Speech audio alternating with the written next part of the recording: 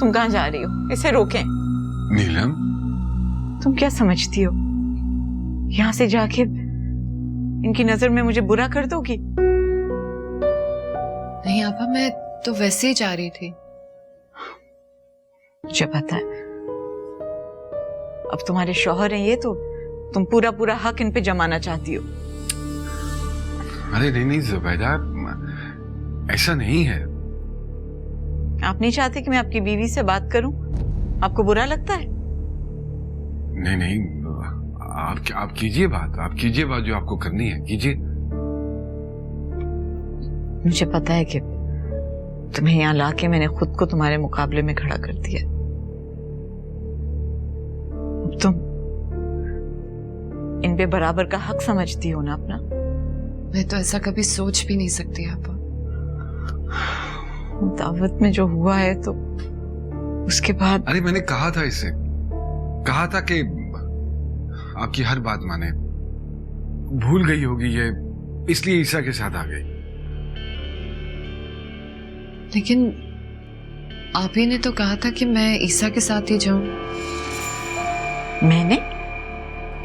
मैं क्यों ऐसा कहूंगी? मैं खुद तुम्हें यहाँ लेके आई, इतनी शानदार तुम्हारे लिए मैंने दावत की है, सारे खानदान से मिलवाया है, जेवर कपड़े सब कुछ दिए हैं ताकि तुम्हारी इज्जत और शान बने इस घर के अंदर।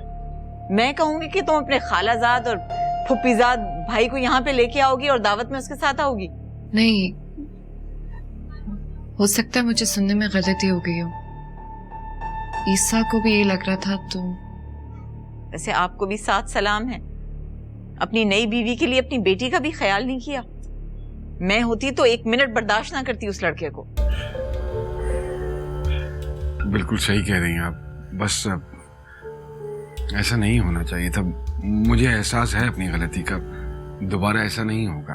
अरे छोड़ें, आज मैंने देख लिया मेरा क्या अंजाम होने वाला है। अरे खुदा का वास्ता आप ऐसा मत सोचिए, आपकी बातें मुझे तकलीफ पहुंचा रही हैं। और जो मुझे तकलीफ हो रही है उसका कोई एहसास नहीं है आपको? कभी ऐसे हुआ है कि दावत में मेहमानों को मेरे अलावा कोई अलविदा कहे? यही हैसियत है ना मेरी कि दूसरों की तुफैल मुझे दावतें मिला करें।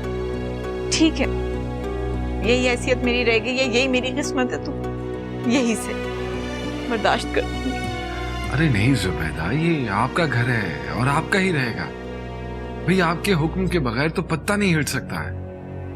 गलती हो गई है, दोबारा ऐसी हरकत नहीं होगी, इससे मैं वादा करता हूं। नीलम, ये तुम्हारी पहली और आखिरी गलती होनी चाहिए, और आज के बाद जुबैदा को ये एहसास ना हो कि तुम इनकी जगह लेने की कोशिश कर रही हो।